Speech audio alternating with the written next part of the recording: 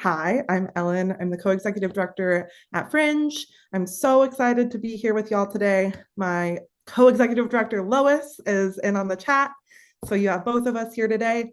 We are the two full-time employees at Fringe, and the rest of our team comes on in the spring. We do have another employee that works with us part-time during this time, but just to let you know, we're a tiny team. So please bear with us as we make tech mistakes today because we do it all ourselves so that we can give you money.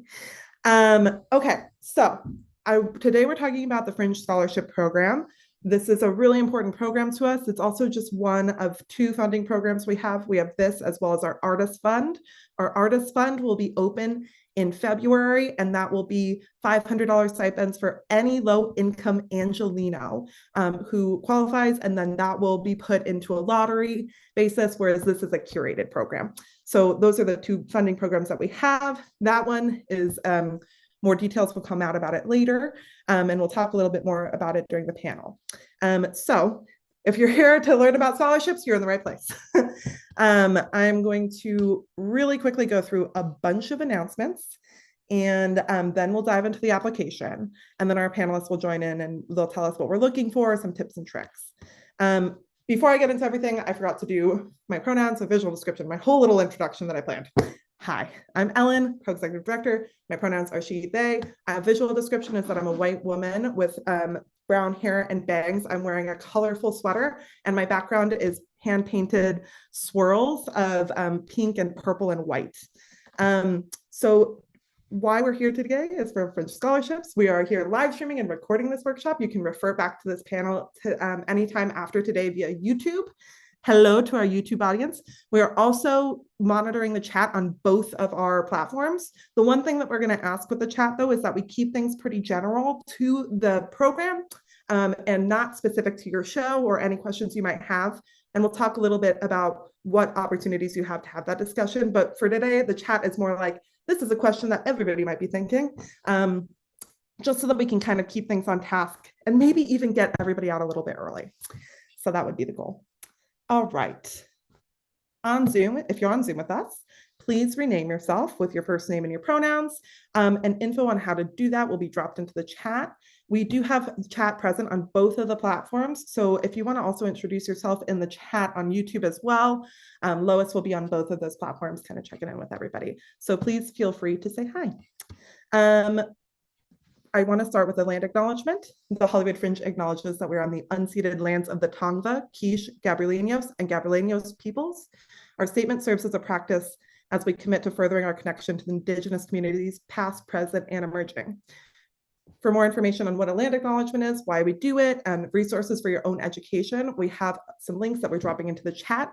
You can always go to hollywoodfringe.org/land, which is where we house those. Yes. Okay, some important dates to drill into your memory. Applications for this program are open now through Monday, January 22nd at 11:59. We have two other spaces for you to discuss your individual application with me and one panelist from this year. So how it works on our team is that we do not curate the program as Fringe, but I am the administrator on the program. So I'm the person that's sending applications to panelists. I'm the one that's helping them answer questions. Our team and our access or in our scholarship committee builds the rubric together. And then the scholarship committee then goes and curates. So they are the team that has all artistic input. Fringe has no artistic input, but I'm the person that you're going to ask for, like, does this matter? What does this look for? I've been involved with the program since 2016, since it was founded, so I know it pretty well. I know pretty much a lot of the answers to the questions for our folks. So I will never answer anything artistically for them, but I will answer things about best practices or things like that. So if you have questions and you can't make it to one of the two sessions I'm about to name, know that there's opportunities for you. We will answer them over email. Support@hollywoodfringe.org is your new best Fringe pal.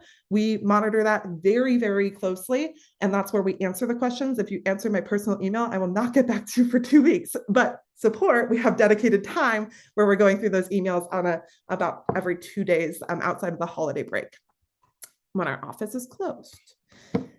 Okay, so we have these two spaces where you can discuss your individual application, which is on Zoom as well. Monday, January 8th from 7 p.m. to 8 p.m., which is our scholarship FAQ session number 1. And Friday, January 19th from 12 p.m. to 2 p.m. That's just a few days before the application is due. That's that last minute, I just heard about this, or last minute, I was thinking about this, is this a good idea? It'll be me and then one person from the scholarship committee who can answer any artistic questions or things like that. So that's a great one for you to go to. For both of those, we will have a scholarship committee member. If you don't get the scholarship, this is not the last chance you have to fund your show. Let's chat out for a second about other funds. I'm going to be completely honest with you guys. The funding landscape out there for individual artists sucks. And I know that. And we're working really hard to combat that with these two programs. And we know that it's not enough and that artists are really hurting right now. And so we know that this is going to be a little bit of a competitive year, right? Especially as everybody's going through financial hardship. So know that this is always going to be a program at Fringe. You can always apply again. And also know that there's other ways that people go through funding their shows at Fringe. And we're going to have tons of panels about that coming up, about how to self-fund your work, how to crowdfund your work.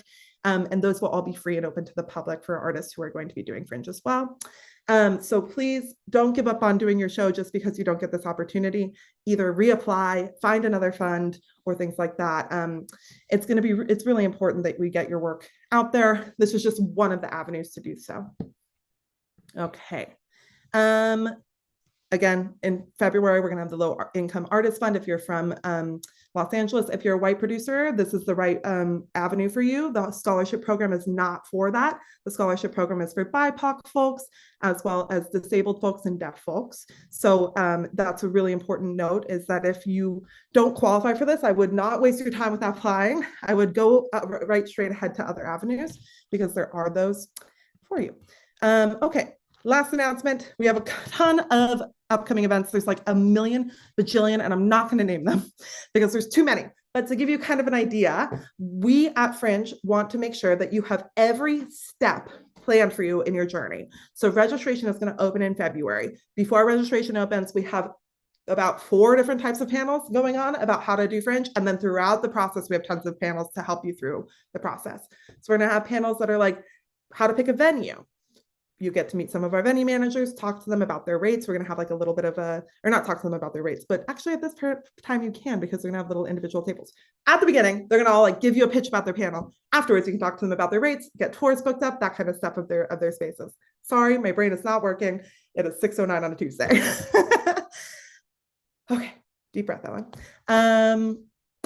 Other panels include marketing, how to budget and fundraise your show, how to get involved in the Fringe community, how to like activate that community. Accessibility panels. We're going to have an anti-racism for white people panel. We're also going to have an affinity BIPOC space around the same time for folks to meet up with other artists that are like-minded. And all of these wonderful, wonderful things. If you have accessibility needs that aren't being met at today's panel, please do not hesitate to reach out to any member of staff, and we're going to do our best to accommodate. We do have 2 wonderful, amazing interpreters who are helping us out today. Thank you so much, Darcy and Romina. We're so happy to have you here. If you need an interpreter for any of our upcoming events, email support@hollywoodfringe.org 72 hours in advance at the minimum, hopefully a lot earlier. That way we can make sure that you're accommodated. We do have interpreters at all of our in-person events, and we are working on making sure that it's pretty much just there at most points for you. But just to make sure, please email us so we can make sure that you're accommodated. Additionally, we strive here at Hollywood Fringe to make sure we provide a safe space for anyone who wants to participate so that you can make the most honest and cutting edge work that the city has to offer. Fringe is fucking incredible because we built a box for you to be able to play in. Make sure that we can provide that safe space. We have a code of conduct, and we're linking that in the chat. But what it is our community ethos is anti-racist. It is anti-sexist. It's anti-homophobia. It is an inclusive place where people should not face the typical discrimination that they face in daily life. And we will work with people on restorative practice to make sure, like, when conflicts happen, that we have conflict resolution and that people can go about this becoming better people, becoming more ingrained in the community, and having that fringy spirit, which is one of inclusion and love. But if somebody's being harmed and there's real problems happening, we are going to take action on that, because for us, it's really important that an artist doesn't have to go through that in that process, in their artistic process.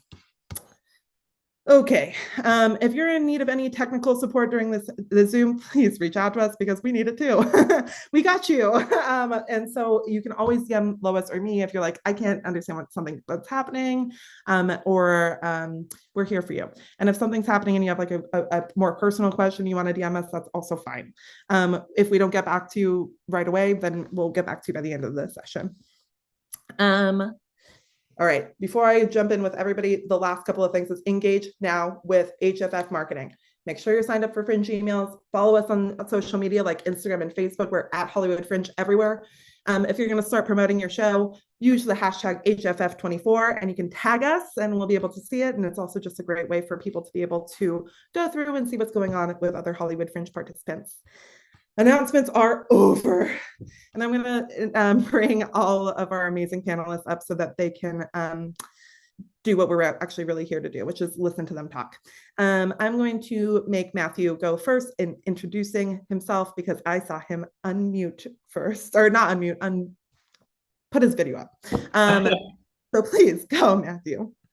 Hi, my name's Matthew Robinson. I've been doing the Fringe since 2016, and I've been on this panel since 2017. And I am African American. I have dreadlocks. I'm wearing a turquoise shirt today, and in my kitchen at home. So yes, and my pronouns are he, him, and yes, and during this time, I've been, of course, helping people with various different shows. The latest show that I've helped mentor was The Allure of Thug Life. Thank you, Matthew. Matthew has been part of our scholarship program for so long, and we're so lucky to have him. I'm going to jump it over to Kevin. Hi, everyone. My name is Kevin. My pronouns are he, him. I'm a light-skinned dude with a bunch of black afro hair on top of my head with shaved sides, and I'm clearly in a garage with some lights in the background. I've been with the Hollywood Fringe Festival. I was a scholarship winner in 2021. I fell in love with them, so then I joined the programs department, I guess, and started working for the Hollywood Fringe Festival for 2 years, and it's awesome. And that's how what I do. And now I just love the Hollywood Fringe Festival, so I'm here. We couldn't keep Kevin away. When Kevin was like, I have to go pursue my artistry, we were like, but Kevin, can you please share some of that with us? It's Jump in with that, Chris. It's your name, pronouns, visual description, and how long you've been around with Fringe in your role. Hello, my name is Chris Farah. Pronouns are she and her. I'm a white lady. I have long, kind of like curlyish, kind of wavy, kind of blondish brown hair. I'm Lebanese Syrian. Behind me is just a bunch of like pillows in my couch. And then I am a fan of Alphanese Muka prints, like that Art Nouveau. So there's like some of those. I'm gonna just like move that up. See, that's like those kind of like French looking advertisements they would do for like cigarettes and stuff. But then, like theater thing is like, Sarah Bernhardt used them as her Hamlet poster, like back in the day when she was like playing Hamlet on the stage. So it was the same artist. Hi. Okay. So I have been with the Fringe since 2014. I did 2 shows that I produced. Fancy, it's a character I play. So her one-person show in 2015.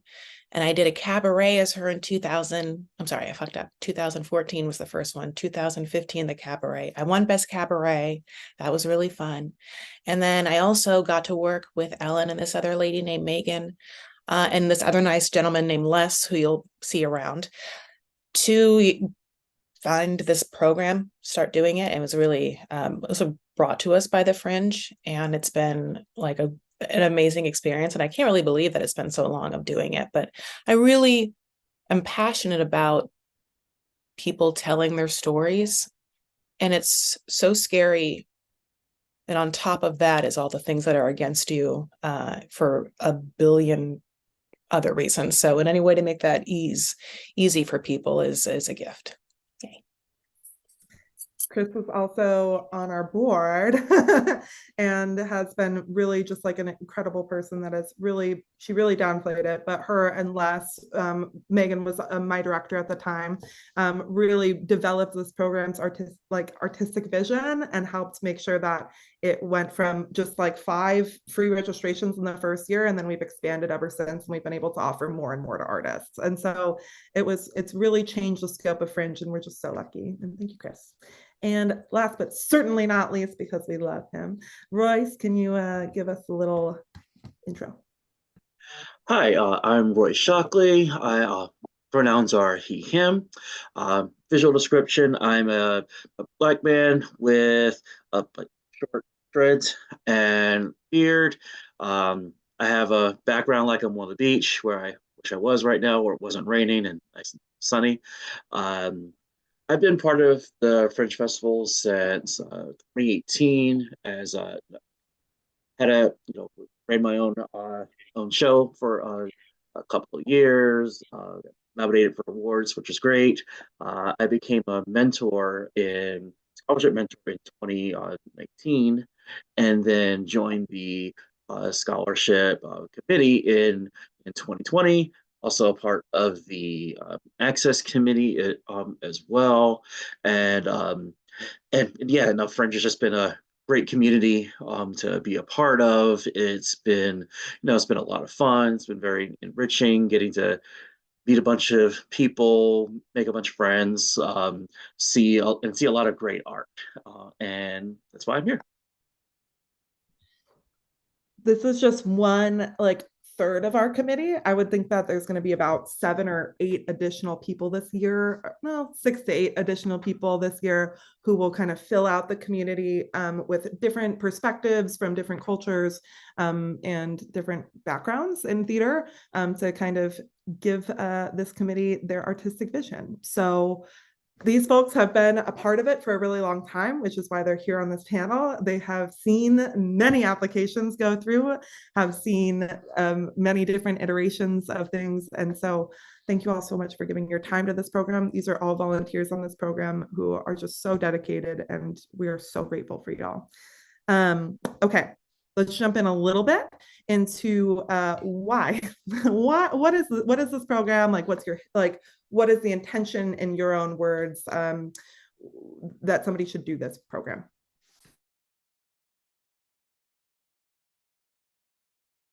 Who'd you ask? Go ahead, Kevin. Kevin, like you. So I apologize. I'm eating because I have not eaten today. However, I would say that, I mean, this program personally, like, I have a very close affinity to it because I did win the scholarship, and then got to also nurture 2, I almost said generations, but 2 like re-editions or whatever of scholarship winners in 2022 and 23. And I just see that what the program does is it really gives artists an opportunity to find their voice and discover what they're capable of, and always surprise themselves. Because the thing is, and we'll talk about this later, but you are responsible for producing the show. You're given money, and then you have to do it yourself. And so it's really a really fantastic training grounds to learn how to do this in the future, and discover how you do it and how your work goes. So I'd say that, as an artist, you should do it because it creates self-sufficiency, and it helps you learn about what your artistry is and what you're capable of. And like, I've received several opportunities just from the Hollywood Fringe Festival alone. So it opens up doors as well, just because it's a great opportunity and people know what it is. Any other panelists have a second thought on that, or? Yeah, just to add to this, that some of my strongest friendships and relationships here in Los Angeles have been made through the Fringe. When I've been working on a show, when I've just been attending a show and attending the festival, I've gotten to meet some wonderful, wonderful people and gotten to see them and introduced to their work. So it's a really, really cool way to meet new people, kind of be a little adventurous and experimental with your own style and with other people's style, maybe learn something new about yourself. I think that's one of the really cool things about the Fringe, is that people are willing to take big risks for it. And that's something special, especially in a city like LA.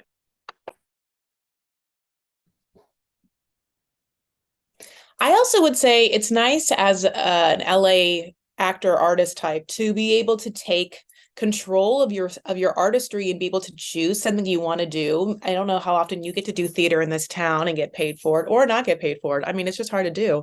So if you have that desire to sort of feel like in control, to feel like work begets work, to feel like you want to do theater or you want to work on your own work, that's what it is. If we talk about content creating or writing for yourself or all of that, doing a show at Fringe falls into the category of what you do and how you express yourself, and then also challenging your definition of what you can do for yourself and your career.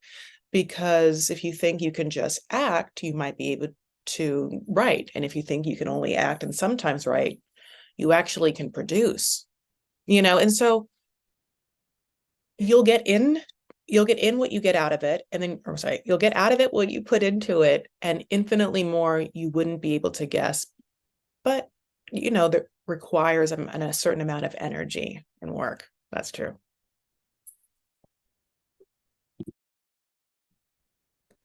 Royce, you want to add anything, or we want to move on? Pretty much, yeah, like it's the same reasons that everyone else has said.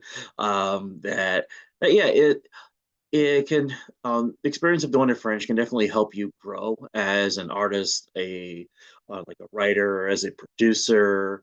Um, uh, Definitely like once like you're deciding like to say I want to produce a Fringe show.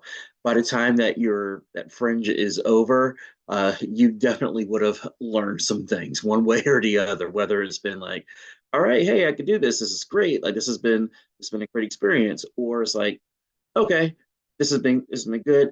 I need to do, learn how to do some things different, or learning from your mistakes, or learning from like, oh, okay, all right, I need a bigger team with me, or whatever those things may be. So I mean, I've gotten nothing but positive experiences, out of it. Yeah, I mean, so I want to give a little bit of context for folks who might not be familiar with Fringe, about like how Fringe works, and then we're going to dive a little bit into how the program works as well with that. But Fringe is modeled after Edinburgh Fringe. Edinburgh Fringe started in 1947 in Edinburgh, Scotland. There was this thing called the Edinburgh International Festival, and they didn't hire Edinburgh artists, and Edinburgh artists were like, fuck, why? We're going to create our own festival on the Fringes. And then guess what? It is the largest uncurated performing arts festival in the world. And we, as a Fringe team, do go to Edinburgh Fringe. We have a good relationship with other Fringes around the world because we're one of like 300. We are not the only Fringe. There is a whole Fringe network. It is for independent artists that like to tour, that like to try out new works. A lot of people will use Fringe as a launching pad for works that they want to go other places. And so many people kind of use Fringe to try out new things. So it's not really a place for something that you're like, I've always wanted to do this play and it's published. That's not really what this is for. This is a place for you to bring in your original work or another person's original work if you're collaborating with them. And really bring in new stories. So I would say about 80% of our festival is new works or more. I can't think, there's an actual number, and I don't have it off the top of my head, but I know that it's very, very high because that's really what people are seeking for that out of our audience space. So Hollywood Fringe happens every June. Other Fringes happen all around the world of different sizes. So Edinburgh Fringe, 4,000 productions. So big, 4,000 productions. We are for about 300 to 400 productions over here in Hollywood. We're about a tenth the size, but we're still pretty massive. There's a lot of shows that you are competing with, or not really competing with, kind of sharing community space with. Because what's so cool about Fringe is that all the artists are coming kind of from the same place. They've been wanting to put up this show. They have that passion around it. And we really encourage artists to use each other as a strength, instead of being like me and the other people in my venue are competing with each other. It's more me and the other people in our venue are trying to do something that nobody really does, which is have something out of our head, put it on stage by myself, fund it, figure out how I'm going to get tickets sold, all of that. So it's really a place for people to meet each other and network. So you're like, okay, but like, how does it work? So how it works is you pay your registration fee, which opens in February. Our registration fee is $300. That is waived for scholarship recipients. So if you receive the scholarship, you will not pay a registration fee. But if you decided to do Fringe without a scholarship, it's just a $300 fee. That includes access to our ticketing site. It includes access to our entire library of educational series. It includes all of the Fringe events that are coming up. And it also includes our ticketing site. So 100% of ticket sales at Fringe will go to youth from that site. So once you sign up, you are set up for your thing. You then need to find a venue. We have a Hollywood Fringe zone, which is about a little like in the center of Hollywood. You can look up our zone on the map, but I'm going to pretend like I know what it is off the top of my head. The top is like Franklin-ish. So like the bottom is like Melrose-ish, and then a little bit into East Hollywood and a little bit into West Hollywood.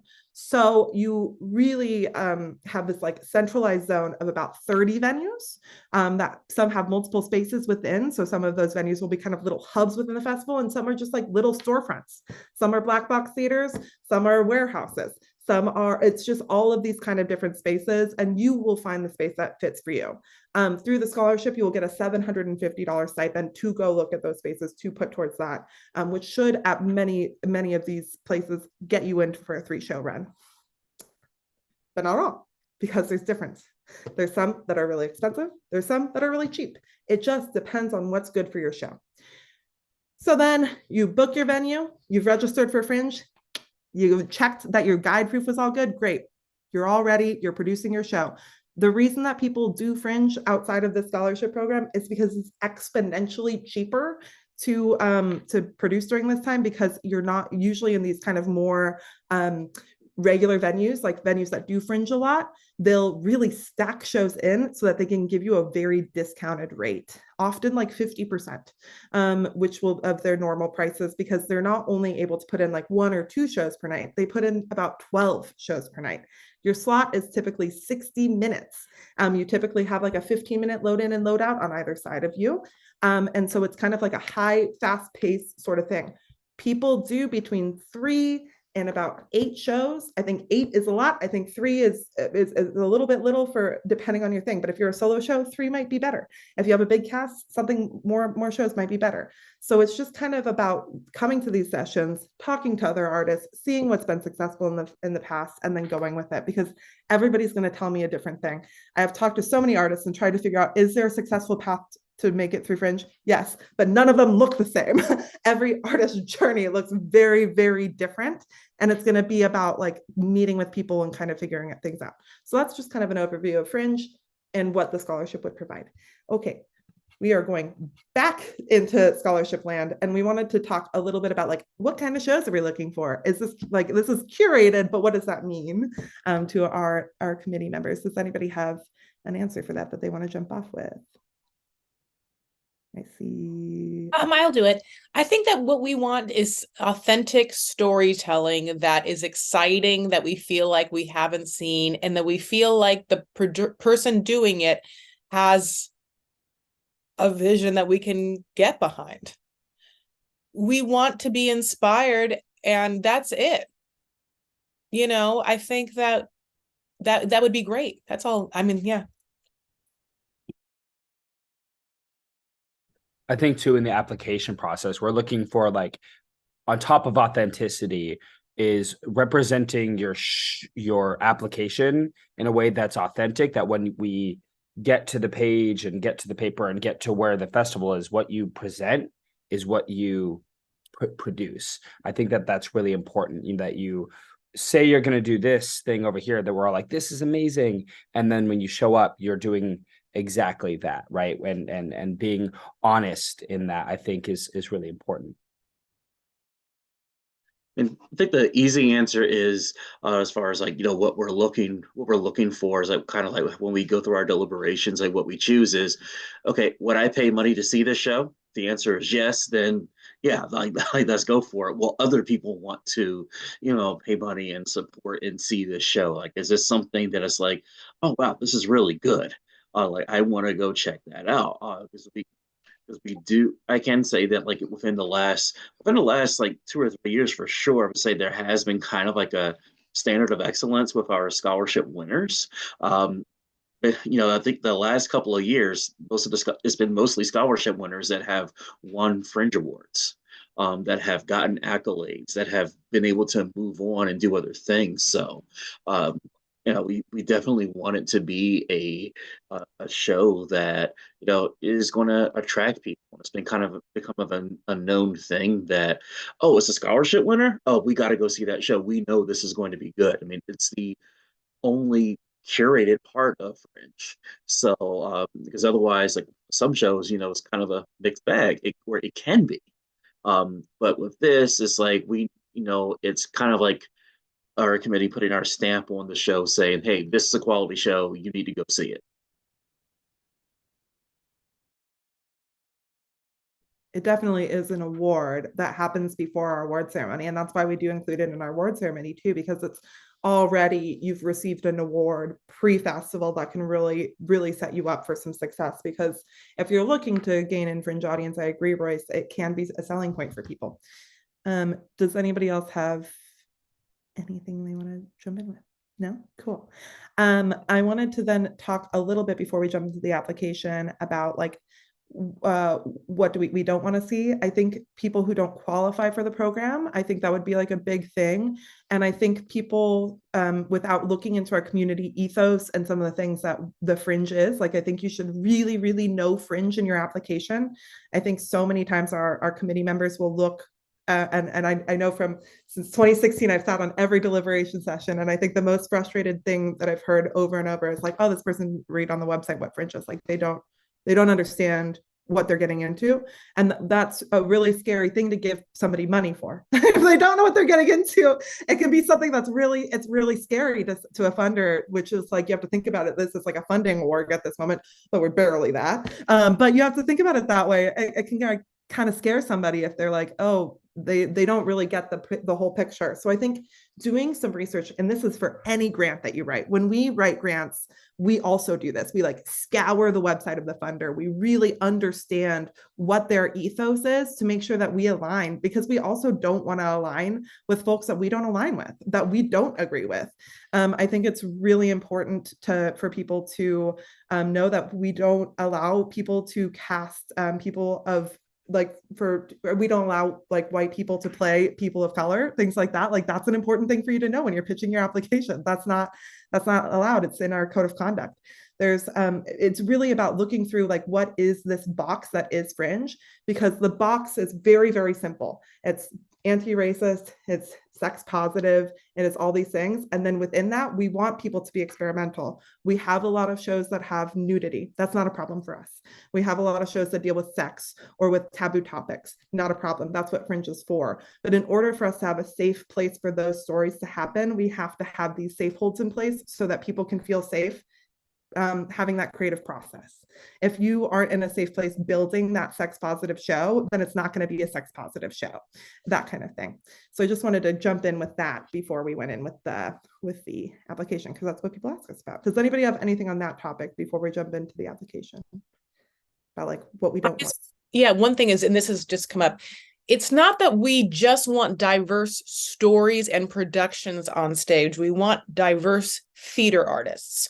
So why we say this, like, I want to make it very clear. You can't be like a white American person and then put a project in because you're telling the story of Syrian people. You know what I'm saying? Like, so that's another thing. Like, we're giving scholarships to theater artists that are going to do a production that is going to be authentic to a narrative we don't see a lot. So it's everything is together. So that's why this, when I think this is to piggyback, because what Ellen was saying, everything makes sense. Why would you wouldn't cast then someone that's off? If everything is authentic in that way. Thank you. Let's actually talk about casting for a second, because that is a question that comes up in the application a lot. Is like, why do you want to know about how we're casting and things like that? And I just wanted to ask our committee members, like, when we're asking that question, like, what are some things that you're looking out for in that question? I think for me personally, multiculturalism is really important when you're describing the play to us in your application, as well as talking about, you know, your producing team, right? Even on the, I know we're talking about casting, but I think also at the same time, there's the producing team where do you have diverse perspectives inside the piece of work that you're doing? Do you intend to cast in a way that allows an actor to bring their own unique, authentic experience to a character, which in and of itself, like if we have a play where, you know, any, like there's a couple roles that maybe have to be racially cast, but then if there's roles that are just up for grabs, putting those with diverse actors is actually really important because people from different backgrounds bring different perspectives, which makes shows more interesting. And that is what personally that I look for. Royce, Matthew, do you have anything to add? I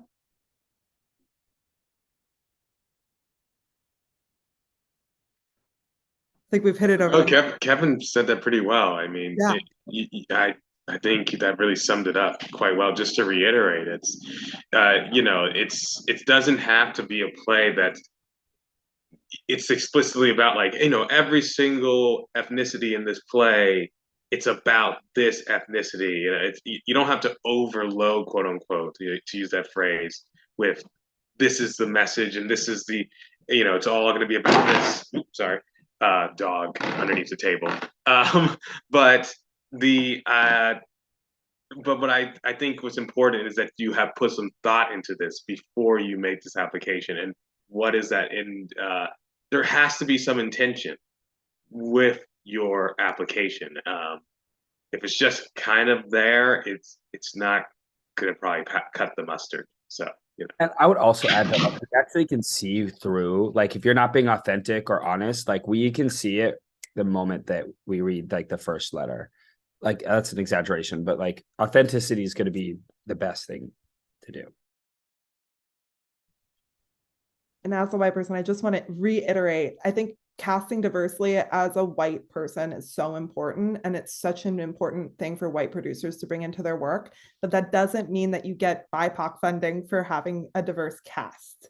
Like, it's a very different thing that we're funding here. And by the way, it doesn't mean that these shows are not all about people's struggles. They're also not all about specific cultures. It's just specifically meant for BIPOC folks and intersectional LGBTQIA folks and deaf folks and people with disabilities, people who do not typically get this funding to get this funding. That is the point of this program, and that is a part of what our funding is about. It's a part of what Fringe writes our funding applications about, to make sure that this happens. This is a part of the program structure, and it's really important that we reiterate that, I think, just because we don't want people to waste their time on something as well, because it's not a short application, and we want to make sure that we're clear about it. And we will stop talking about that now and jump into that application. I'm going to share my screen. No, I'm not going to share my screen. I don't need to, but I'm going to drop the link to it so that you can follow along on your own screen if you would like. So the scholarship application link is dropped into the chat if you want to share, if you want to look at it. But what we're going to talk about is that there's all of these questions, and it's going to be like, please read the form, because we have to ask, like, please read our description of what's happening, because it's so important that you read and you know what's going on before you apply. And then we're going to also ask that everybody in this program, because it is National Endowment for the Arts funding, is a resident of the United States.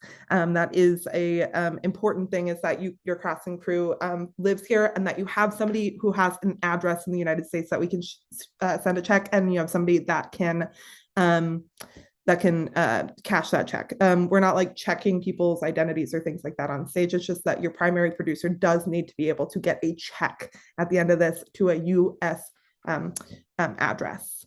And we also require that, and this is why it's pretty important for folks to be semi-local, we require that people attend one of our office hours right before the festival, which is usually when people are kind of getting around. And we also require that you do a scholarship cabaret, which is also a great time for us to invite industry out to come and see the productions and come and see the show and get footage of your show and that kind of thing. You get that footage and you can use it for your own promotion. Then we ask you for your name, your email address, your phone number, all of those things, the home zip code of your primary producer. Who is you? You are the primary producer now. And the reason that we're doing that is, again, because we have to make sure that you're in the United States, that kind of thing. And then here's the thing. Do you have to finish writing your production? I don't think any of you finished writing your production, if I'm being honest. Kevin, when did you finish writing your production when you did your Hollywood Fringe show?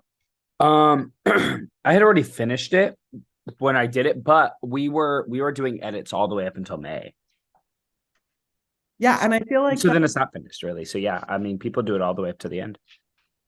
I've heard of people who are like, I wrote it in January. I would say you should have it pretty fleshed out if you're making a funding application for it. I think it's important. I think you should be close to it. I don't think you should have 0 words written.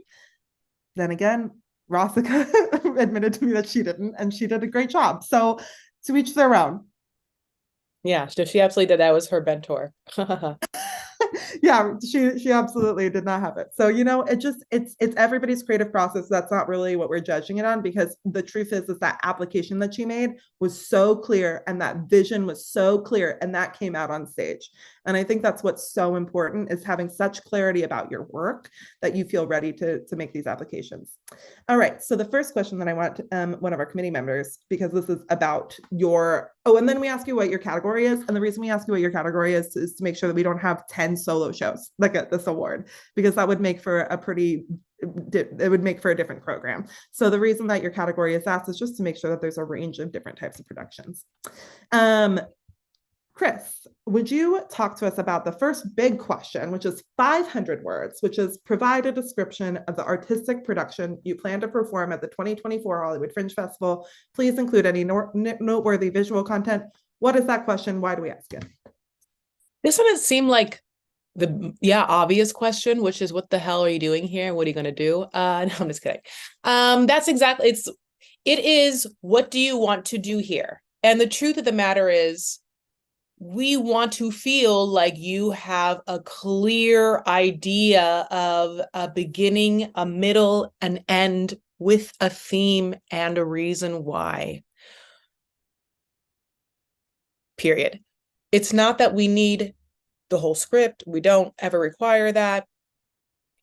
It's that we obviously want to know what you think you want to do and why we're going to put our scholarship name behind it. And we want in your description of it to learn as much about not only what you plan on doing, but who you are as a theater artist, the words you use, how you write, how you think, why. All of that comes across in an application that is well thought out.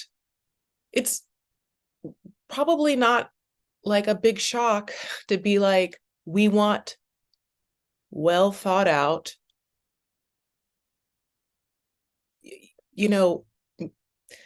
interesting, specific shows. We want applications to have answers that we, understand and want to get behind. So be thoughtful and considerate, not only in how you word things and how you write them, but also knowing that we're going to read them. Now, again, the first question is, what show are you going to do? What show are you going to do? This should be something exciting for you to answer. Go through different drafts of the answer if you want. Get yourself to understand what your show's about. Reference other shows. Give us feelings you want to evoke. You can use sensory things to portray, the art that you're going to create. And it doesn't have to sound a certain way or be super analytical and long-winded. But I want it to be viscerally palpable with a certain spirit, which is yours. And again, I don't know why I keep saying this, because it is the trick. Make us excited about it. Because we're all going to get together like the Zoom, and then we're going to be able to read them. And there's a spark to something that excites us because we love this shit and we're theater artists and don't you? I mean, this is why we're doing this. So, if you can give us your show with a certain amount of excitement, just like Roy said, we want to buy a ticket then and there, much less put you on a scholarship list. So this is a beautiful chance for you to paint a picture from a producer and theater artist perspective of why and how, and as much as that as you can, give us it, Beautiful. Our next question, do you mind jumping in with this, Matthew, which is please explain in 2 to 3 sentences what impact your performance will have on audiences, what messages are you trying to convey to them? And that's 75 words max, so quite shorter. Yeah, and this is a question you would be surprised how many people get tripped up by this, despite its brevity. This is your thesis on who is this for? Why are you making this show? What is the idea behind it? What are you trying to inspire? Who are you trying to reach if you do this?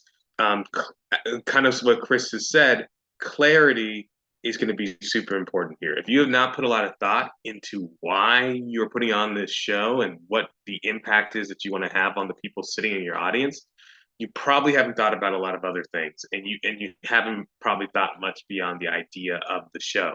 And this does not have to be a perfect answer. It doesn't need to be super analytical. And look, the way to make, I forgot who said it, but the way to make something for nobody is try to make it for everybody.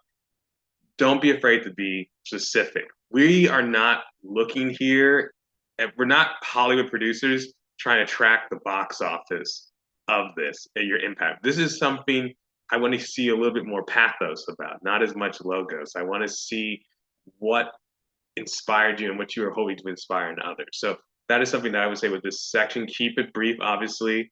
Like Ellen said, it's pretty much 75 words max. So just really find a concise way to say it. For one of the shows that I thought was a really good application, maybe a year or two ago, they said that the people they made this show for was for Afro-Caribbeans and for people to learn more about the Afro-Caribbean culture. And that was it. That was all that needed to be done. And I thought that was a very direct, concise, and truthful answer. So please keep that in mind when you're answering that question. It does trip a lot of people up. They get a little hyper aware about it, but honesty and specificity is the best way to go. Thank you, Matthew. And then Royce, and with our next, Kevin. And with our next one, it's your responsibility to market your show at Fringe. We want to make sure that you know that before getting into it. Your scholarship award will bring in about maybe a quarter of your audience if you're really hitting that Fringe audience hard. How do you plan to reach out to additional targeted audience groups and encourage them to come to your performance? Please provide details. Yeah, I think for this question, knowing you're kind of connected to what Matt's saying above is who is your show for and why, right? What audiences will be attracted to it? What networks or communities are you a part of that will come to your show, should you get a scholarship? Because at the end of the day, that only enhances your experience as a producer, because, coming to part of this too, just to put the brevity on, gravity, sorry, on what this is, it's you're the producer here. The Hollywood Fringe does not do massive amounts of promotion for the program for individual shows. We promote the whole program as itself, right? And so it's your responsibility to show up to events, to market, to put that legwork in to do that. And so knowing who to reach out to, how to reach out to, Facebook groups that you're involved in, colleges that any sort of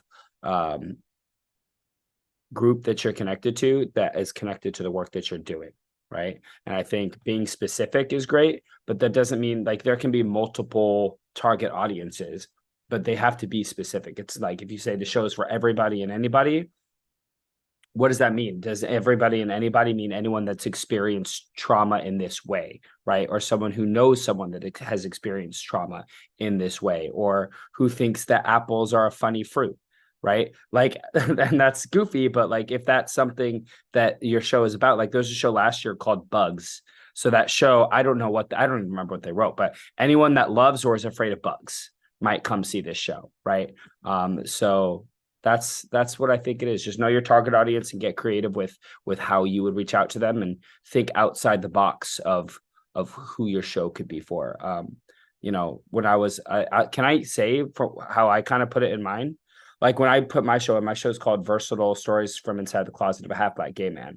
And I really did say that this show is for everybody, but I was very specific that the show is for everybody because it's about being Black and white and how those two things collide in the way they do inside of me. And so then it works because I'm still being very specific about why it's for everybody, right? So I hope that makes sense. I really am maybe not a part of the apples are hilarious thing. But I will say that I think it's really true, like to sell your, like it's like your first chance to like sell us on how you're going to sell your tickets, you know? And it just popped into my head because I think we said this at a couple panels ago. Kevin said this at one time and you made me think of it, Kevin, that like your application is kind of like doing the work for you that you're going to need to do anyway. Like you're kind of doing the work of like, who are my target audience? And like, really, if you do it well, you won't have to do that again in February when you have to start thinking, or not in February, in like April when you have to start thinking about selling tickets that go on sale in May. Like you'll have already done that work and you'll have already like listed out some orgs that you're going to reach out to or partner with. Like that's a really good thing that I've seen our committee get excited for, is when there's specificity. I think that's something we haven't mentioned yet. It's like, I'm going to reach out to these 3 organizations and they don't have to be related. Like it could be like, I'm a member of this comedy troupe and my comedy troupe has this connection. It can be, I'm going to reach out to this nonprofit and see if there can be building a connection between the two of us. Or I have a really dedicated group of followers on Instagram. I don't know what it is going to be. It's going to be different for everyone because somebody might be like a social media guru and somebody might be like, I have a really great church work group that like really puts it through with me. And it's just going to be you finding out for yourself what that's going to look like in the future. So you're like, you already have to figure that out for your show, period. Bryce, our next question, which is the Hollywood Fringe Scholarship Program is meant for first-time Hollywood Fringe production teams as an introduction for the festival to benefit the BIPOC, D-Deaf, disabled, and AAPI community. Productions aren't expected to change the structure of LA theater. They couldn't, but rather add to the fabric of equitable representation within it. How is your cast and crew going to reflect the intention of your application? Take it away, Royce. So basically for this question, I mean, like the main thing here is like, is your production going to have diversity and equality, and will that not just be reflected in like your cast and crew, but also even just like the content, like how does it play into that? So like if it was, for instance, say it's a story about I don't know, say it's a story about immigration. It shouldn't be told from the perspective of the white immigration officer. Like don't green book it. So like the movie, that's not like, you won't get a scholarship if that's what it is, because the intention basically should be to uplift those communities. I mean, it's like, we're not saying that with your production we're going to change LA theater or anything, but it at least should be like an attempt where it's like where the inspiration behind it is to, hey, we want to get a message out. We want to talk about a particular subject, or maybe even if your production is just like, hey, this is just something fun, but it elevates, say, like a type of person that we don't get to see very often. Say it's just a show about like, like, hey, we're 2 trans people, we're having fun doing blah blah blah. Okay, great. like it's it's just like making sure that someone is seen. It relates to it somehow. It's not just, hey, we gotta play. It's I don't know. It's about poker and it has black people in it. Like, okay, yeah, but what else? So there, it's not just about kind of like the, I guess that's what the inspiration for behind what the program is, but it's definitely just content too, and being cognizant of that, because that's something that we're going to that we're going to look for, making sure that your production is has a lot of representation in it, in cast, in crew, in content, and just like in intention. Thank you. Yeah, and your crew might be you, if you're a solo artist, like it might be like you and your director and your producer, like, and then if you're a larger cast, it might be larger. And I think thinking intentionally as you scale up your productions, because hopefully this is not the end of your run. Hopefully Fringe is this launching pad where you continue to do your show. Like there's some scholarship shows we were just talking about. We were like, the scholarship show, Jonathan's was one that we were talking about right before this panel. He did Mr. Yunioshi in 2018. And he's been touring it ever since. Like it's been at the Sierra Madre Playhouse like so many times since, and other places, and went to Soho Playhouse in New York through a Fringe partnership. And I think that it's your show should, hopefully this should be like the beginning of you doing it, or even a middle point. You might have done it a few times, but it should not be the end. Fringe should not be the end all be all. It should be kind of this like either beginning or midpoint of hopefully a long time of you doing it. Oh, okay. Chris, explain the question. What works have inspired you as a theater artist? Please list 1 to 2 examples and how they have affected your practice and how they might relate to the show you're trying to produce. Yeah, just to get a feel of who you are. We don't get to like talk to you and ask you questions about you, your background, like what you're interested in, your likes, your dislikes, like what inspires you, or what you're passionate about, what works, that like turn you on, all of it. And I think that some of it can be related maybe to the production you want to do. Some of it can just be influences in your life, things that just are the reasons why you're maybe, an artist. And so they don't have to be theater. They don't have to, they can be whatever. So this is, I guess, the most loosey-goosey kind of question of just really, again, trying to get to the heart of who you are, not talking about the actual project. And again, the same thing. It's the how you talk about things and what it's getting to know you, that kind of stuff.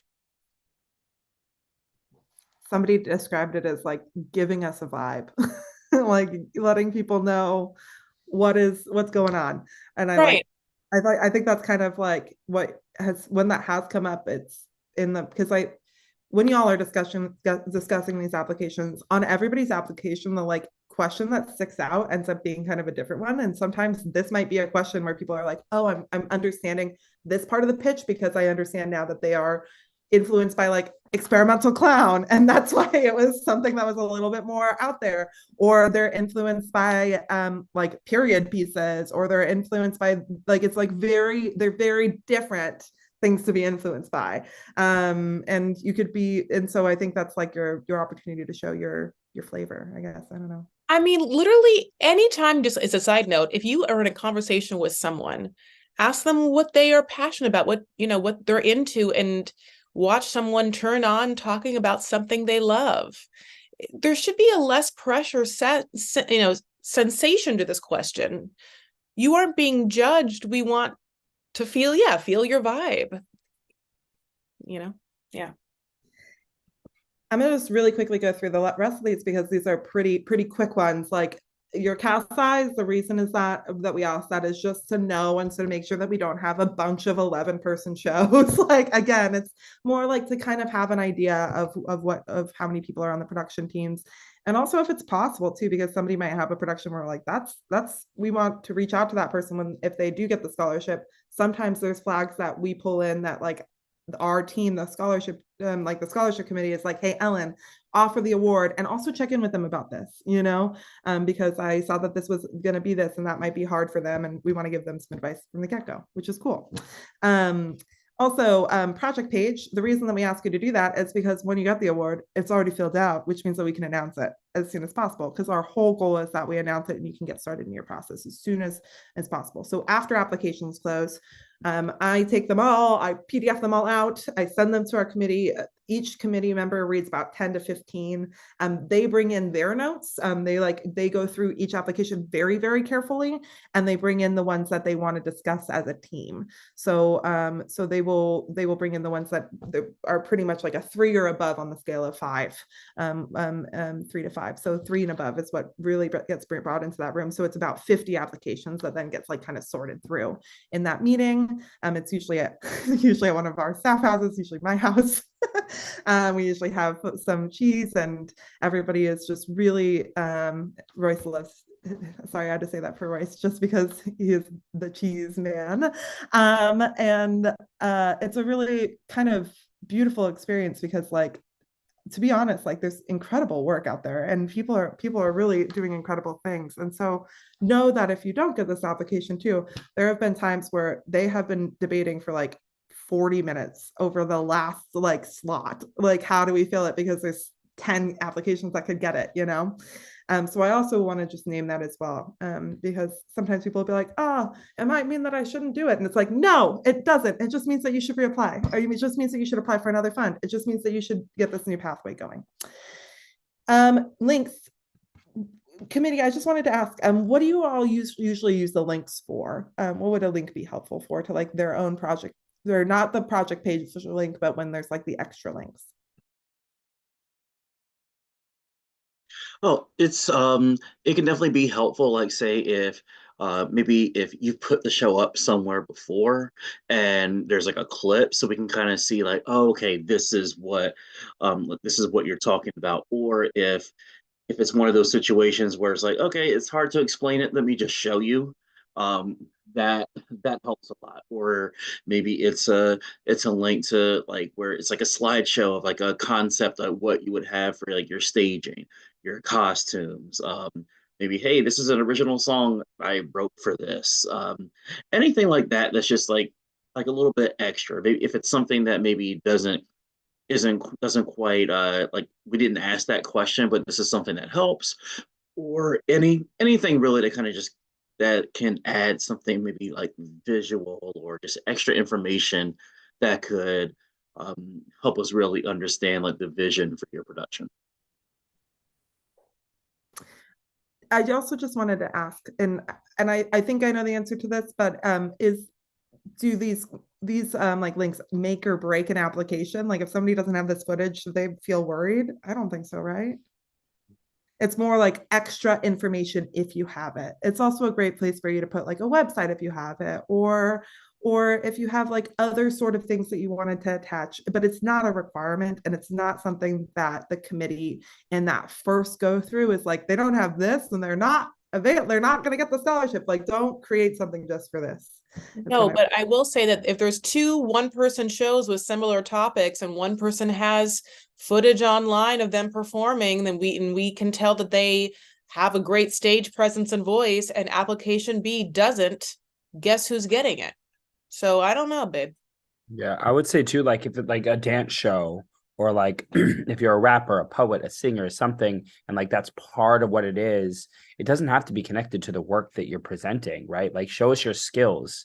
If it's connected to the thing that you're pitching, right? And I would say, the opposite could be true, where I think every art is beautiful and amazing, and this should be celebrated. But like, let's say that application B and A are like neck to neck, and application A has something that they present in a link, but it's actually not, like, it doesn't wow us, then B still might get the app, or whichever one didn't have the link might still get it, right? It's just a way, it's really a way for you to introduce yourself. Like, I would even say, like, I am really good actually with words, but let's say if I wasn't great with words and typing is hard for me, I'd just be like, you know what? Hey, what's up? My name's Kevin. I'm really passionate about these things. This is why I do this. And that's comfortable for you.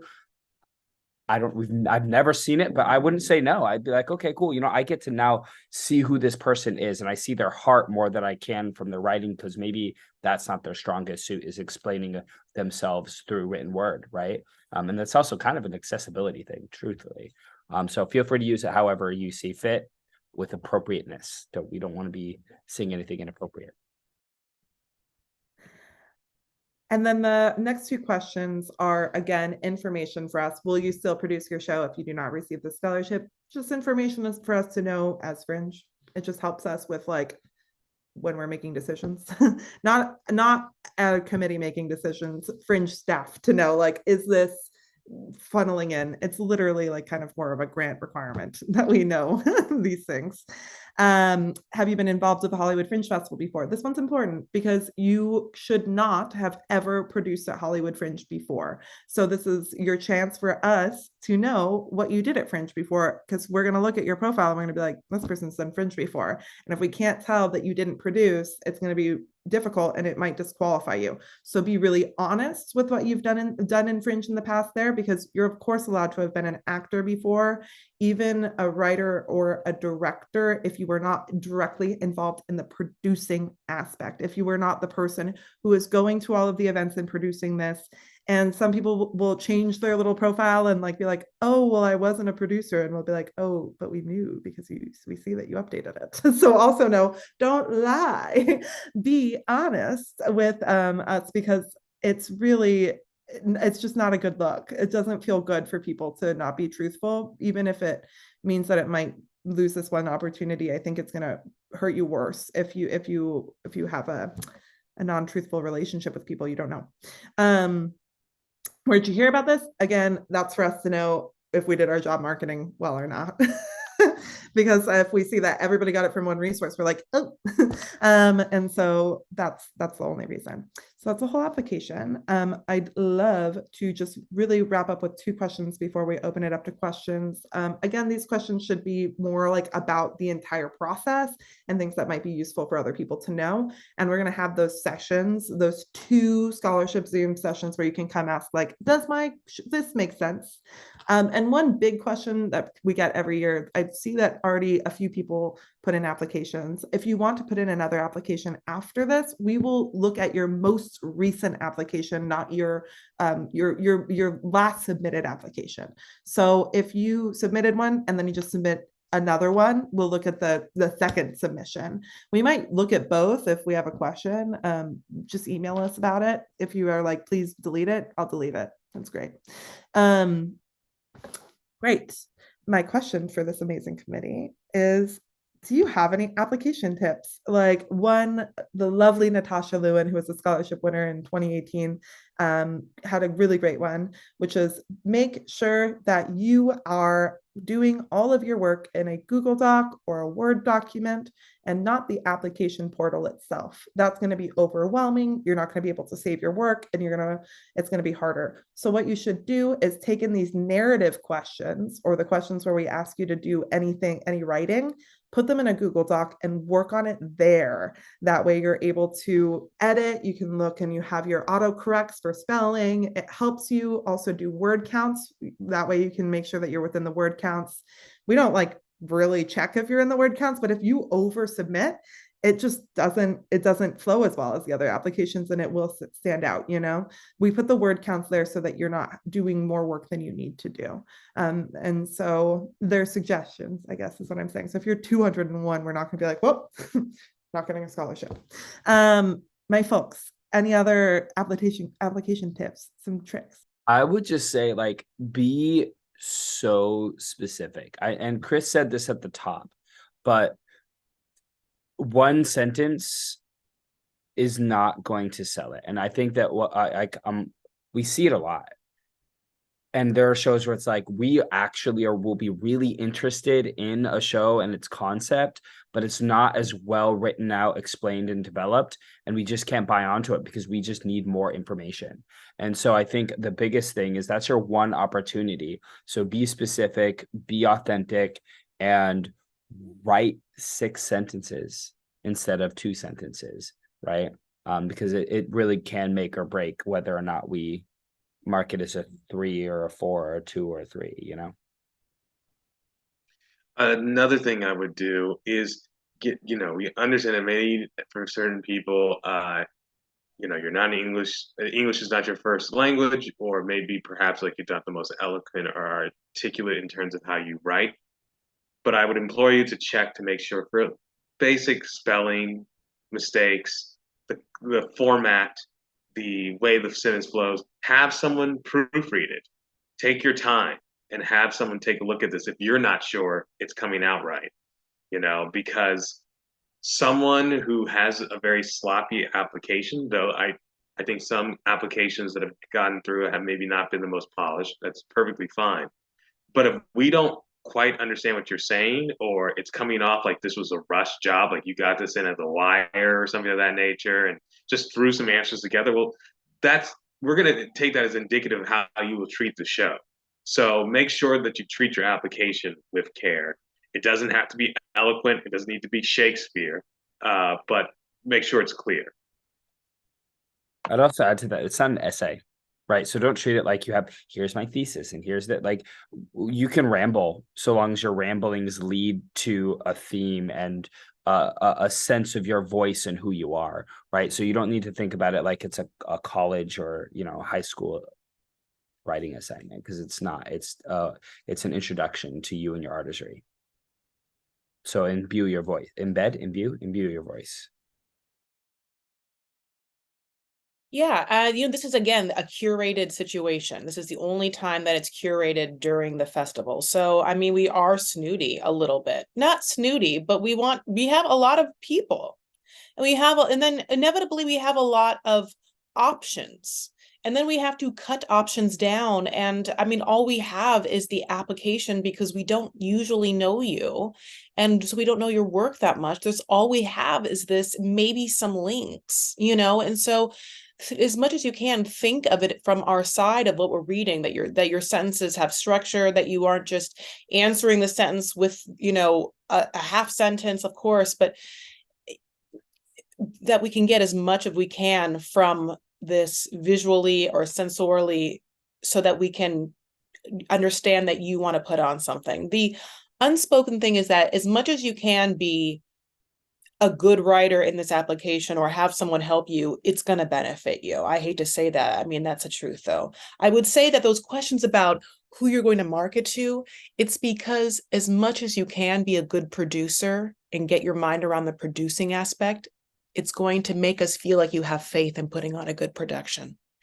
And it's really hard to put on a production and sell tickets. So we want to make sure that you are starting to think of how you're going to pitch a show if you're at office hours. So that's how you frame a show.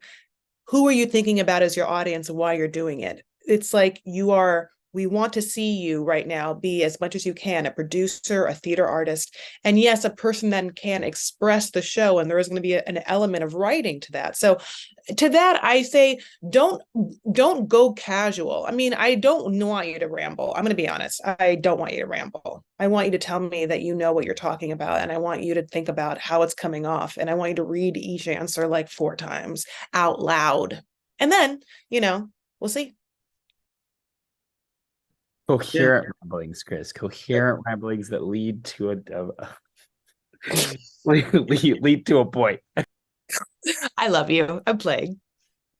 Oh yeah, I was just gonna say like kind of like just yeah, clear, concise, and well thought out. I mean that's the best way.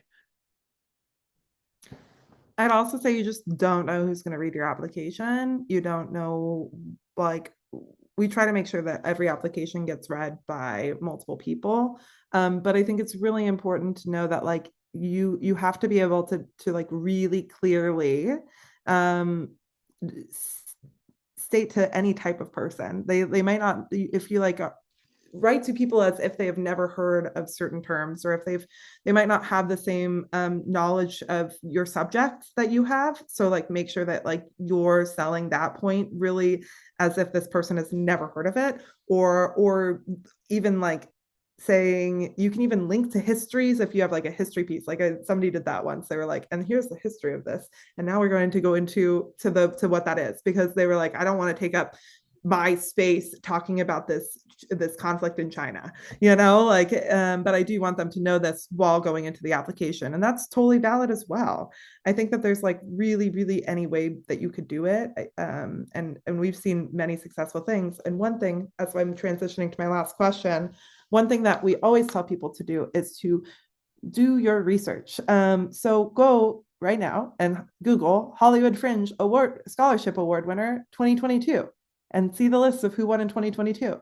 And then do the same thing with 2021 and 2023 and 2020. Do it all the way down back to 2016, and you'll be able to see the work that got these awards, and you'll be able to see how they pitch themselves on their project pages that are still, all of them are live. So you can still look at the old project pages. You can see what they did afterwards. You can see what their journey was. I think the best resource that you have is the internet.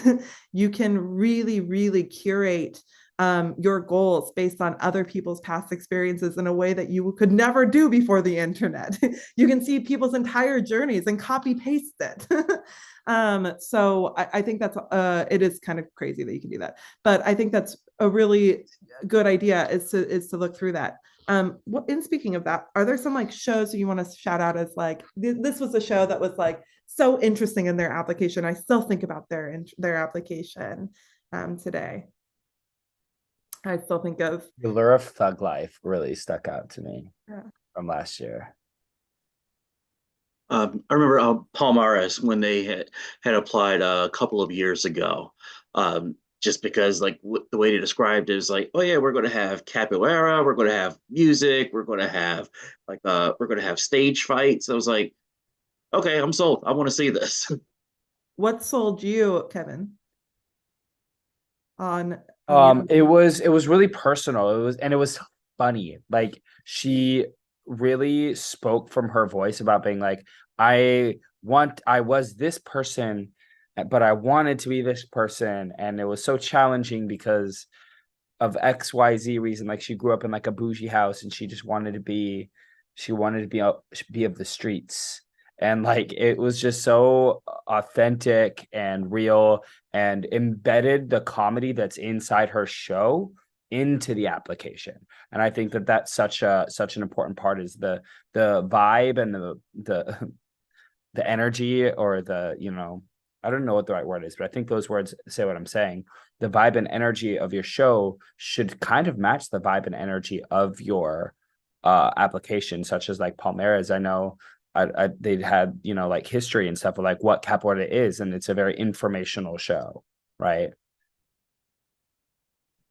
It's a historic documentary show, really. Chris, Matthew, are there any applications that like stuck out to you over the years? Or I like Taruko's Made in America application.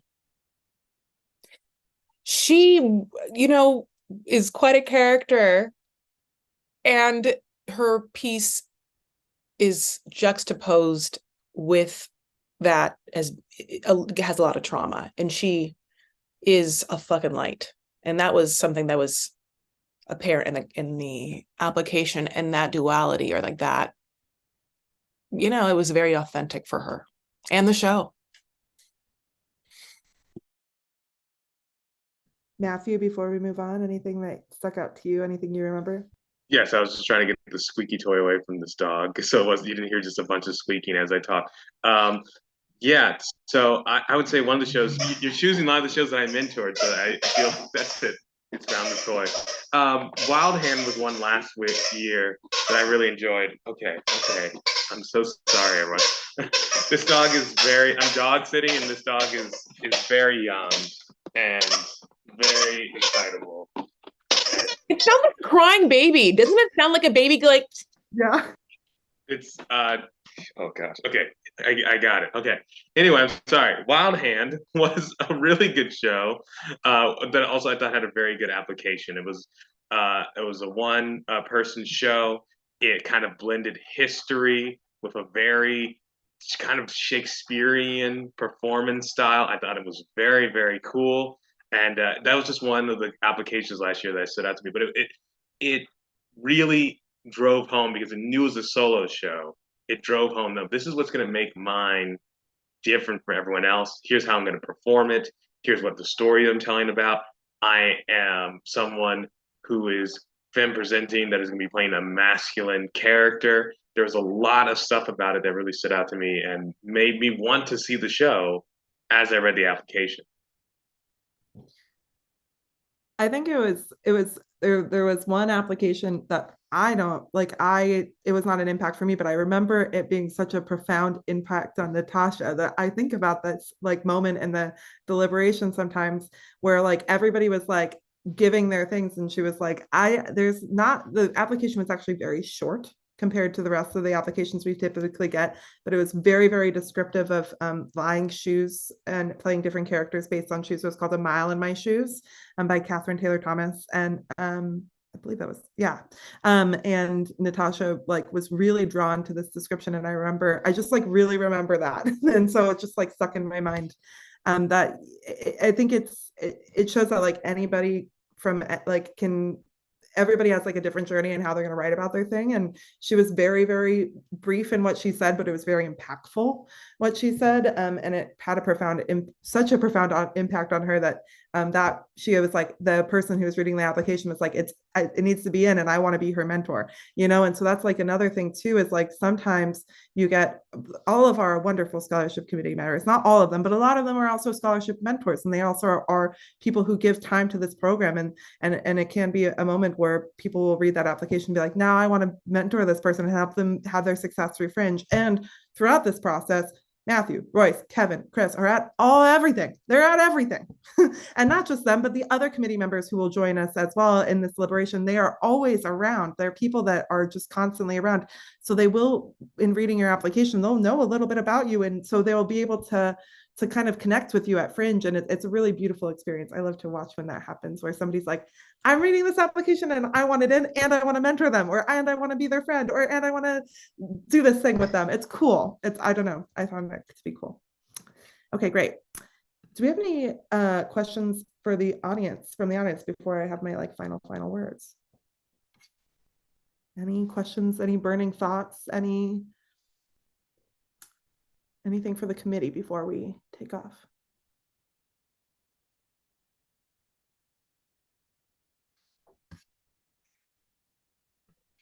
Okay, friends. I'm going to let the chat be open for the next couple minutes in case you think of something while everybody closes out with one. Every panelist, I'd love for you to say like a few sentences, like give your best tip, your best, like what do people need to leave this panel walking away knowing, like what is your what do they need to know about this experience as being a scholarship winner? It can be about the application, it can be about Fringe, it can be about anything. What does somebody who's applying for this program need to know? I think that taking it really, really seriously is important for your artistry. I know that I think it was Roy said earlier that the level of excellence has consistently been high. So that is what we are looking for. And as much as like taking your artistry and stuff seriously, also just don't take it so seriously. Don't stress yourself out about it, because if you show us who you are, we will see it. So it doesn't need to be Shakespeare. It doesn't need to be Moliere. Just show us you. Before we get to our next little tidbit of advice, I'm going to answer the question in the chat, which is, if you are not awarded a scholarship, is there still a way to access a Fringe mentor for your show? No, not at this moment, but we have all of these artist networking events where you can meet people. So starting in October of this year, we started doing our monthly office hours. We're going to do another one in January, another one in February. And then starting in March, it's like every week. And it's a chance for you to meet other Fringe artists. We have a really high return of participants from past years. And their favorite thing to do is not attend these events and have to talk about themselves. Their favorite thing to do is to support each other. It's like this really, it's a little cult-like where you kind of get enveloped in and people really want to take care of you. And I say that like with like a lot of love for the idea, but it is a little overwhelming if you're a little bit shy, because everybody is a little bit overexcited and really excited to help you. So you wouldn't get a specific mentor, but you will get somebody who can really support you just by showing up to events. I mean, the people on this call will give you 10 minutes of their time at this event to just literally talk you through your show before even talking about anything else, you know? And that's what I think is so cool. But yeah, no specific one. And then if you were an associate producer, let's talk about that really quickly. I think that probably it would disqualify, but let's talk about what that meant. Like, did it mean that you were producing or whatever? Let's maybe at the end of this call, we could stay on the call and I could answer the question and talk it through with more of like specificity. But yeah, probably not going to work, but we'll figure it out. Any other questions before we leave? And if you don't have one right now, guess what? We have these 2 open Zoom sessions that you can come and talk to me and one of these fine folks or another one of our committee members about your application. I also just want to say the mentor question, you'd be surprised how many people will answer a question in a Facebook group. Like the Hollywood Fringe Facebook groups, there's a couple, you know, people will answer questions easily because they're on their computer, you know, like, so yeah, that's also an option as well. If you have something specific and you want people's opinions, you can ask for a little town hall opinion fest and then kind of just get a bunch of varying viewpoints and make your own choices, which is kind of fun as well. But there's a vibrant community online. Facebook groups for the Hollywood Fringe seems to be like a good place to start for some of those questions. I give that a little advice. Give us your, that's your advice, or do you have a little tip? Because I saw you unmute and then before about your like last little tidbit of advice. But maybe you'll think about it and Royce will jump in because I see Royce has a hand now too. Oh no, yeah. Oh yeah, and I was gonna say like to piggyback off that too is like yeah, that's why there are the office hours. Like I've I've definitely like advised people as an unofficial mentor to people. Yeah, one of my friends who had gotten a scholarship, Bonnie for a terrible show for terrible people. I wasn't her official Fringe mentor, but I was her unofficial mentor, and was helped her out a lot. So like yeah, anybody that's been a part of the festival before is totally going to be down to answer questions and help you out. So like because between all of the panels and town halls that Fringe does that you can attend in person or virtually, like if you're not in town, you can get you can get like quite a few of your questions asked, at those times. So I would say like if you don't get a scholarship, you're not going to be out there twisting in the wind. You can definitely get help, and people will definitely want to help you because that's just the kind of community that Hollywood Fringe is. Chris, did you have something now or no? No, your hand was confusing me. Okay. Matthew, you have something you want to share with me? Yeah, I would say one of the things I would do is be honest with what your show is and what you're trying to actually do with this before you get too deep into this process, and understand that understand, Zora. I'm so sorry, everyone. Give it here. Zora, drop it.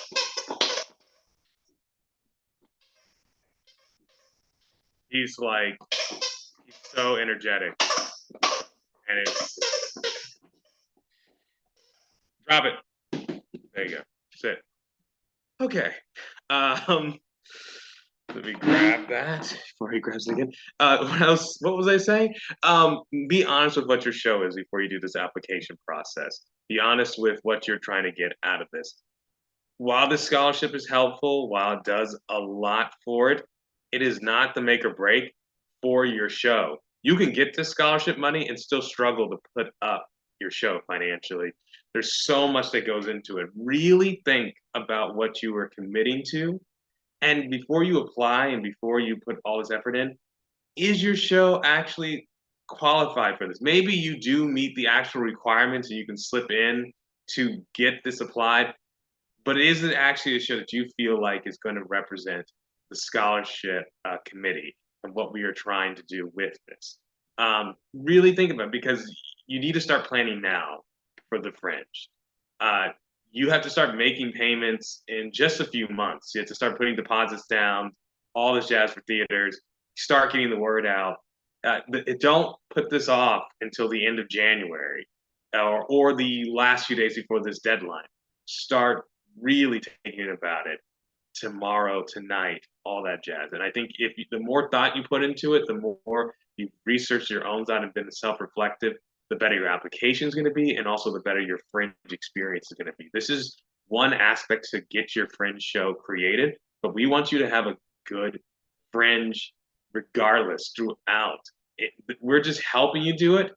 There's still a lot of legwork you're going to have to put in yourself. So keep that in mind when you're going in for this. 100%, Matthew. And we don't want people to go into Fringe thinking that it's something it's not too.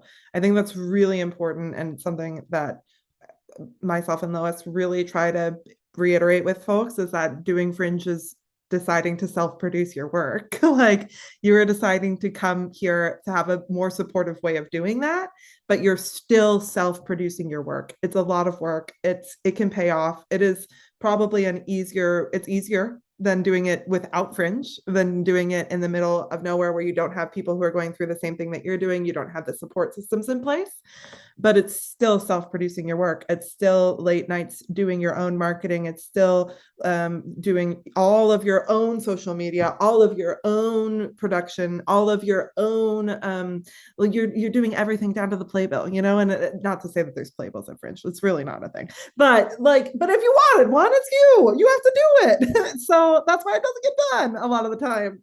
It's really, really, really important to maybe come to some events, meet people, get to know the community as well, to make sure that it's something that is really going to work for you. Because the last thing that we want is for you to think that this is like this opportunity where all of a sudden you're going to go off Broadway, and because you could, that's one of the awards at Fringe, but you have to work really hard to get seen by that producer. You have to make sure that you know how to apply for that award. You have to apply for that award as soon as it becomes available, because he makes his decisions in like late May, you know? So there's like a lot of things that you have to do. And so one piece of advice that I think is really great, and I try to give to everybody that I meet at Fringe, is like, pick 2 goals. If you're going to do Fringe, pick 2 goals and stick to those 2 goals. And others might come with that goals. Is your goal that you want industry to come? Is your goal that you want to just get your show up because you're so tired of not having your work be seen? Is your show that you want to fill the house? Is your show that is your goal that you want to make money? Is your goal, and by make money, I just mean make your money back. Like you're probably not going to make tons of money, but you could definitely make your money back. That's definitely a goal that you could have. But it just means that you are going to have to put in some of that legwork and choose 2 goals, because others might come with those 2 goals. But if you're focusing on those 2 goals, you can at least ensure that those are being met, and then everything else can be bonus. But you have made your goals happen if you choose to. Whereas if you try and do too many at once, none of them are going to have a lot of backing behind them, and you might have trouble really keeping all those balls in the air. Okay. Any final words from our amazing committee before we go? Cool. As Lois in the chat, it is our goal that you do this program and that you do your show, and it is the most amazing thing. And then you take it on the road and you maybe tour it to another Fringe. There are 300 Fringes around the world, some of which have better funding than we do, some of which that don't. And you could make it at either after you do Hollywood Fringe, because let me tell you, it is a rigmarole. I think that's the word. I think I said the wrong word. I don't know what I just said. I'm very tired, and so we're going to stop this panel now because we're done and you've learned. And we have 2 separate events where you can come and meet with us and talk to us more about your own work, because we really want to hear from you. If you have specific questions, we're here for you. Also, email us at support@hollywoodfringe.org. If you have any questions, that is your best Fringe friend. The only time that we will not be checking that email is starting on Thursday of this week until January 2nd. So, or till January 3rd. So we'll be closing our office during that time. But every other time, we'll be on it. We'll be on it. The night that applications close, you better know that we'll be on it. because we know that y'all are last minute Nancy's. I know it. I know all of them are coming in at that moment. So no, we are here for you. We're going to make this easy for you. We're going to have the Fringe journey will be a supportive one, and we will see you all later. Bye.